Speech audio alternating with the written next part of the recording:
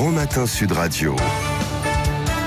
Le petit déjeuner politique. Il est 7h42, c'est le petit déjeuner politique d'Adrien Quatennens, député La France Insoumise du Nord. Bonjour Adrien Quatennens. Bonjour. Patrick Balkany, condamné mais libéré car très malade, c'est une décision judiciaire humaine selon vous ou pas? J'ai pas spécialement à la commenter. La Cour d'appel a jugé que son état de santé permettait pas qu'il reste en détention.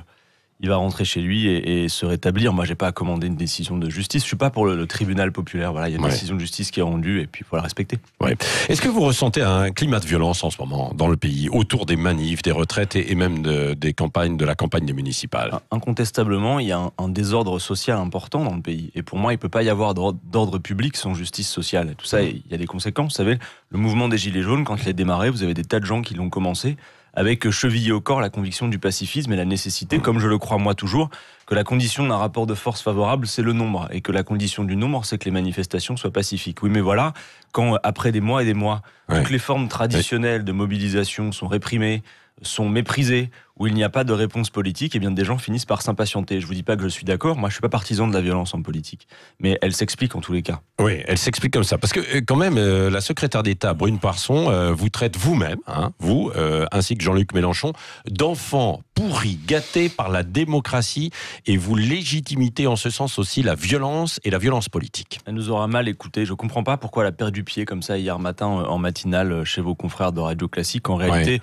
moi je considère que loin d'être des enfants gâtés pourris de la démocratie, on a en face de nous en réalité des Tartus de l'écologie, notamment s'agissant de Madame Brune Poirson. Moi je sais pas pourquoi elle a perdu pied comme ça hier, mais je lui propose, si elle souhaite, sur le sujet de son choix, les retraites ou un autre, que plutôt que les invectives à distance, on organise un débat républicain entre nous. Je lui laisse le choix du débat et on pourrait tout à fait organiser cela. C'est pas nécessaire de s'envoyer les anathèmes à la figure. Vous savez, nous, ce qu'on défend, c'est...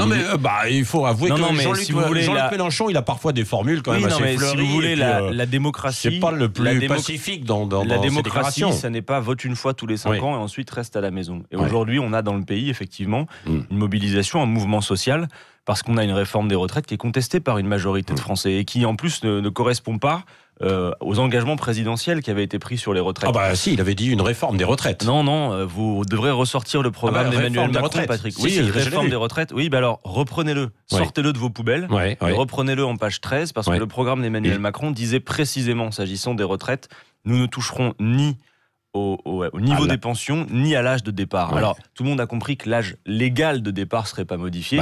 Oui, vous aurez le droit de partir à 62 ans, mais il vaudrait mieux pas pour vous. Parce qu'avec la décote et l'âge d'équilibre qui va se décaler génération après génération, si vous partez à 62 ans, il va vous en coûter. Donc, cette réforme des retraites fait précisément le contraire de ce que s'était engagé à faire Emmanuel Macron dans son programme. Vous avez 61% des Français qui y sont opposés. Ce matin, vous avez un sondage qui est pareil où on voit que près de 70% des Français souhaitent un référendum. Emmanuel Macron est en minorité sur le sujet. La bataille de l'opinion est perdue. Tous les éléments de langage sont tombés. Donc, je fais le lien avec Brune Poirson. Quand elle parle de lâcheté, des mots qui n'ont plus de valeur, je crois qu'en la matière, la Macronie n'a pas beaucoup de leçons à donner. En attendant, vous assumez l'obstruction qui a été faite, entre guillemets, la semaine dernière, ces derniers jours. L'obstruction, elle est le fait du gouvernement qui nous a quand même laissé un temps extrêmement contraint pour étudier. Là, je vous ai rapporté une étude d'impact. Montrez-le, effectivement. C'est 1000 pages qu'il a fallu étudier en 4 jours. Une étude d'impact qui vous êtes bien payé à l'Assemblée nationale pour le lire. Bien sûr. Mais une étude d'impact qui est truquée, puisqu'en réalité, le projet de loi prévoit que l'âge d'équilibre se décale génération après génération, et tous les cas qui ont été présentés là-dedans, y compris pour que les Français puissent se repérer, ont gelé l'âge d'équilibre. Ce qui fait que ça donne des cas qui sont favorables au système par points, alors que quand vous appliquez vraiment le projet de loi, c'est le contraire. C'est pas vraiment une étude d'impact, c'est une publicité mensongère. Donc vous voyez, après avoir pris les Français pour des idiots, avec des éléments de langage à dormir debout, sur une retraite universelle, juste, simple et pour tous, tout ça est tombé. Tous les arguments de l'opposition ont notamment été validés par le Conseil d'État, qui n'est pas un lit d'insoumis, et qui confirme effectivement tous les arguments de l'opposition. Il n'y a pas une réforme universelle des retraites. Elle était mal préparée, mal ficelée, quoi. Que l'on soit d'accord ou pas d'accord aussi avec cette réforme. D'abord, il faut essayer d'abord de clarifier ses objectifs, parce que si Emmanuel Macron était honnête, en quelque sorte, il se présenterait devant les Français et il dirait, écoutez, moi, Emmanuel Macron, je considère qu'on consacre 14% de la richesse nationale aux retraites, c'est déjà trop, donc ça suffit. Et maintenant, vous allez travailler plus longtemps. Ça, ce serait honnête. Mais Emmanuel Macron n'assume pas ce qu'il fait. Vous voyez, en commission, on a eu des débats intéressants avec la droite républicaine. La droite républicaine, elle assume ce qu'elle pense. Elle veut une mesure d'âge. Emmanuel Macron, lui, il fait une grande mesure d'âge, en quelque sorte, mais il n'assume pas ce qu'il fait. Il biaise le truc. Emmanuel Macron, il fait de la politique comme on fait une partie de poker. Il bluffe. Ouais. Bon, et sur le fond, il y a aussi toujours le grand flou, là, vous l'avez vu, sur la valeur du point. C'est évident. Édouard Philippe devrait préciser peut-être des choses aujourd'hui, parce qu'il va falloir construire un indice de référence. Ça, vous l'aviez compris, oui, mais justement, dans ce grand pavé, là, en fait, ce qui se passe, c'est que si vous voulez, la valeur du point n'offre aucune garantie sur le niveau des pensions. J'explique rapidement le système par points, parce qu'il y a beaucoup de gens qui disent encore on comprend pas. Si vous comprenez pas, si vous comprenez pas, c'est pas que vous êtes trop bête, c'est que tout est fait pour que vous n'y comprenez pas trop. Le but du système à points que veut mettre en place Emmanuel Macron, loin de la réforme universelle et tout ce verbiage inutile, c'est en quelque sorte de contenir la part des richesses consacrées aux retraites. Jusqu'à présent, à mesure que la part des seniors dans le pays augmentait, on augmentait à peu près proportionnellement la part des richesses consacrées aux retraites. Emmanuel Macron dit ça suffit. Il veut en quelque sorte contenir cette part de richesse. Donc la variable d'ajustement pour un objectif qui est comptable, qui est budgétaire, c'est la vie des gens à travers l'âge auquel vous partirez ou le niveau des pensions. Parce que Patrick Roget, dire le niveau des pensions va pas baisser, c'est faux. Parce que si au même âge, vous devez travailler plus longtemps pour atteindre le même niveau de pension, c'est bien qu'à ce même âge, le niveau de votre pension a diminué. Adrien Quatennens, dans la philosophie générale, est-ce que vous étiez, vous, favorable à ce que des niveaux de pension baissent pour certains à un moment donné, et puis que d'autres, pour les plus petits salaires, qu'il y ait une meilleure pension? C'est ce que voulait aussi un peu ce texte, pour des plus petits, les agriculteurs, des femmes seules, etc. Ce texte va faire en sorte effectivement que le niveau des pensions soit une variable d'ajustement pour un objectif austéritaire, d'une part, et par là même, il va encourager, comme jamais on l'a fait, à la capitalisation. Moi, je vais vous dire une chose, c'est l'inverse qu'on devrait faire. Emmanuel Macron et son gouvernement sont incapables de répondre aux deux seules questions que se posent les Français s'agissant des retraites. Lesquelles? Vous les entendez sûrement dans vos matinales. À quel âge je peux partir? Et avec quel niveau de pension? Et Emmanuel Macron, à quel âge je peux partir? Il vous dit au moins 64 ans, c'est-à-dire au-delà de l'espérance de vie en bonne santé. 62 ans, vous pouvez partir. Oui, mais avec une retraite pourrie. Non, et puis, pas pourrie, 5 à 10% de moins. Non, beaucoup plus que ça.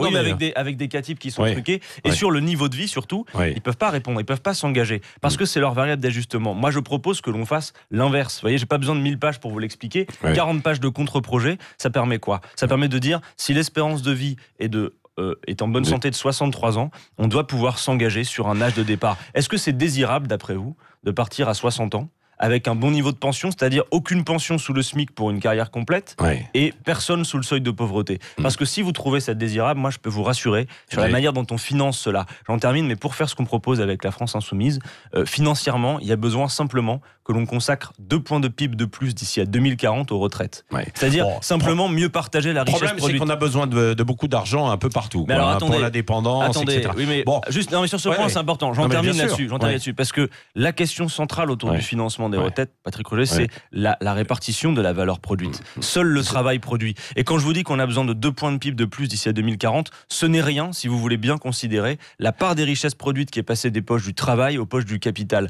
Oui, la question essentielle, c'est bien celle de la répartition de la richesse produite. Et le système par points de M. Macron, c'est le rempart pour ne pas devoir partager la richesse produite. Oui, bon, alors on a compris sur le fond. Sur la forme maintenant, quelles actions vous envisagez? Parce que lundi, le texte va être déposé à l'Assemblée nationale. On revient finalement au départ, au texte de base. Qu'est-ce que vous allez faire? D'abord, il y a une succession d'échecs de la part d'Emmanuel Macron. Le Conseil d'État qui, en gros, embrèche l'essentiel des arguments. La commission spéciale à l'Assemblée qui a dû acter son échec parce que le délai est contraint par ce gouvernement. Et moi, comme parlementaire d'opposition, je vais vous dire, je ne suis pas là pour respecter le calendrier posé par Emmanuel Macron sur une réforme aussi importante que celle-là. Donc les 19 000 amendements que nous avons déposés, on ne peut pas nous faire dire qu'on ne fait pas un travail sérieux avec un contre-projet qui est sérieux, qui est financé. Ces 19 000 amendements, je vais vous dire, on nous a parlé d'obstruction, mais en fait, c'est 19 000 occasions pour les parlementaires d'En Marche de défendre leur projet. Mais ils sont mutiques. Ils attendent que ça se passe, ils serrent les poings et puis ils serrent les dents et ils attendent. Mais en réalité...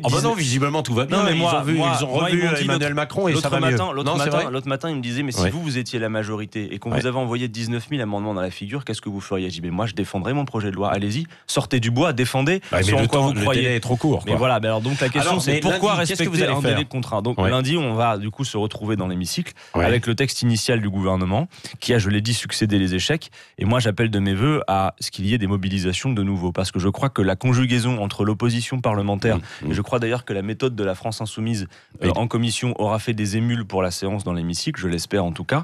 Et je crois que la conjugaison entre ce qui va se passer à l'Assemblée et ce qui se passe dehors, on a quand même toujours un mouvement social qui est très important, peut obtenir le retrait. Mais vous allez de nouveau présenter des amendements ou pas? Je pense qu'on va essayer même de faire un peu mieux, pour tout vous dire. Et je crois en plus d'amendements. Et je crois surtout que nos collègues d'autres groupes... Ça va être, tout va être rejeté, ça va être le 49.3, le passage en force. Ah oui, les LBD parlementaires du type 49.3 et autres. Non, clairement. Le 49.3, c'est le LBD des parlementaires. Évidemment, c'est une manière... Vous savez, tout ça se passe parfois dans l'entre-soi de l'Assemblée nationale, mais rien qu'en commission, ça paraît anodin, mais ils ont divisé le temps de parole des parlementaires par 2. On avait commencé l'examen de 3 jours, et il se figure que tout ça va se faire dans le ronronnement de l'Assemblée. Moi, je leur ai dit, mais allez-y, divisez le temps de parole par 2. Mais aujourd'hui, c'est le 21e siècle, on sort de la pièce, on fait un petit direct sur les réseaux sociaux, et le pays est au courant. Et les gens comprennent ce que ça veut dire que diviser par 2 le temps de parole des parlementaires. Donc, voyez-vous, cette réforme des retraites, Macron a perdu la bataille de l'opinion, il est de plus en plus isolé. Ce matin encore, une majorité de Français sont opposés à ce projet de loi qui, je le dis, foule au pied les engagements présidentiels. 67% des Français sont pour un référendum. Moi, je dis, Monsieur Macron,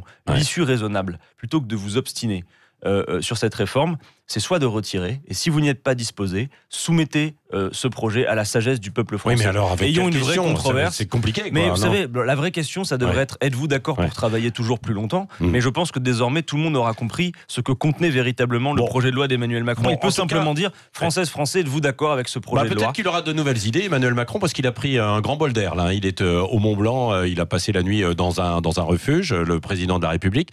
Il se préoccupe bien de l'écologie, vous avez ce sentiment? Pour sa campagne électorale et pour la communication, tout à fait. Emmanuel Macron, il est un champion de la com. Vous savez, il se figure qu'il suffit d'être sur une scène avec un fond de scène vert et de dire je suis écolo pour que ça y est, tout le monde lui dise vous êtes champion de la Terre.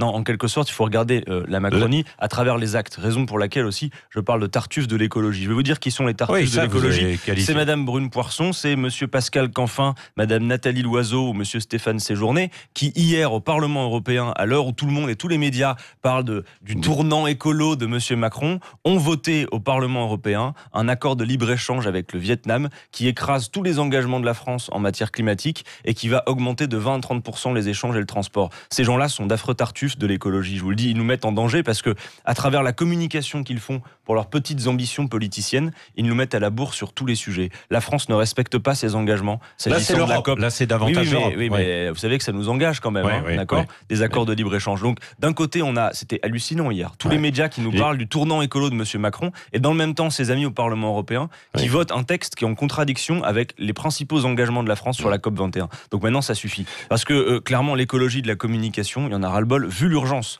Et Emmanuel Macron vient de faire en sorte que d'ici à 2023, la France puisse augmenter de 6% ses émissions de gaz à effet de serre, ce qui contrevient aux accords de la COP21. Et ils viennent de signer un nouveau traité de libre-échange. Adrien Quatennens, le mot de la fin avec Cécile de Ménibus. Oui, vous parliez des écologistes. Moi, je reviens sur ceux qui ont saccagé le siège de BlackRock après des tentatives d'intimidation du personnel. David Béliard a dit de Écologie Les Verts, je condamne toute forme de violence qui sont faites aux personnes et aux biens. Vous ne la condamnez pas, la condamnez pas. Vous dites que vous n'êtes pas partisan pour la violence. Et Jean-Luc Mélenchon a écrit sur son site, mais je refuse aussi de faire la morale à qui que ce soit. Est-ce que ça veut dire que si toutefois une permanence de la France Insoumise où le siège était saccagé, vous seriez aussi cool avec les saccageurs? On n'est pas cool quand on dit qu'on n'est pas partisan de la violence. Mais vous la condamnez pas. Avec la violence. Mais vous savez, condamner, c'est on a l'impression qu'on écrit notre texte à notre place. Quelle efficacité politique ça aurait simplement que je répète la phrase que vous me suggérez de répéter? Ah non, mais moi je vous suggère rien du tout. Mais quand je vous dis que je suis opposé à la violence en politique, ça mérite d'être très clair. Je crois que c'est limpide, non? Mais en réalité, vous ne dites pas que vous vous opposez, vous dites que vous n'êtes pas partisan. C'est pas la même chose. Oui, je ne suis pas d'accord, si vous préférez, avec le fait qu'on utilise la violence. Et d'ailleurs, je vais vous dire, quand une permanence parlementaire ou quand le domicile du président de l'Assemblée nationale fait l'objet d'une tentative d'incendie, on n'attend pas qu'on nous le suggère pour condamner, voilà, soyons clairs. Mais néanmoins, voyons aussi ce qui se passe dans le pays. Parlons de BlackRock un instant, très rapidement. BlackRock, on en a déjà beaucoup parlé. BlackRock, c'est un fonds de pension qui gère 7 000 milliards d'euros d'actifs à travers le monde. C'est 23 fois le budget de l'État français, et c'est les investissements anti-écologiques. Donc il y a même le lien entre les tartuffes de l'écologie et les tartuffes des retraites. Vous voyez, en quelque part, c'est la même chose. Le lien est fait. Merci Adrien Quatennens, député de la France Insoumise du Nord. Merci de m'avoir invité. Oui, et d'avoir répondu à notre invitation. C'est pas le cas de tout le monde, en fait. Il paraît, Dans un instant, Cédric. Oui, Benjamin Griveaux, ça vous a heurté, ça, en fait, parce qu'il est critiqué sur les réseaux sociaux, qu'ils ne viennent pas? Écoutez, ça lui appartient, mais moi je trouve c'est dommage, parce qu'on a toujours une opportunité de dire ce qu'on a à dire ici. Bien sûr. Merci Adrien Quatennens.